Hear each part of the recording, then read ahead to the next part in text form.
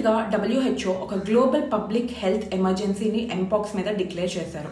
అసలు ఈ ఎంపాక్స్ ఏంటి, ఎందుకు వస్తుంది, సిమ్టమ్స్ ఏంటి, ఎలా స్ప్రెడ్ అవుతుందో ఈరోజు ఈ వీడియోలో మనం తెలుసుకుందాం. సో ఎంపాక్స్ అనేది మంకీ పాక్స్ వైరస్ వల్ల వస్తుంది. ఫస్ట్ కేసు వచ్చేసరికి మంకీస్లో చూశారు 1958లోని.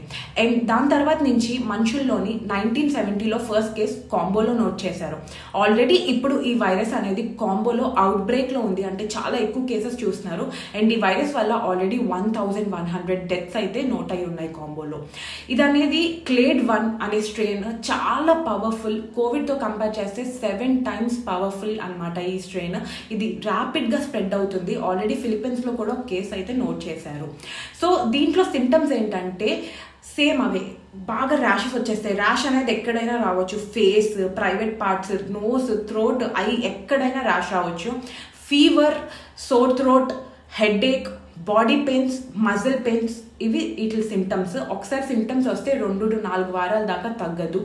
అండ్ ఎలా స్ప్రెడ్ అవుతుందంటే మీరు గనక ఆల్రెడీ ఎఫెక్ట్ అయిన పర్సన్కి క్లోజ్ కాంటాక్ట్లో ఉన్నా, లేకపోతే వాళ్ళతో జస్ట్ క్లోజ్గా నించుని కానీ కూర్చుని మాట్లాడినా, లేకపోతే వాళ్ళు యూజ్ చేసే బెడ్షీట్స్, టవల్స్ మీరు తిరిగి యూజ్ చేసినా మీకు ఈ వైరస్ స్ప్రెడ్ అవుతుంది. సో దయచేసి బేసిక్స్లోకి వెళ్ళిపోదాము. మళ్ళీ మీరు చాలా ప్రికాషన్స్గా ఉండాలి. హ్యాండ్స్ వాష్ చేసుకోవాలి, శానిటైజ్ చేసుకోవాలి. దయచేసి జాగ్రత్తగా ఉండండి.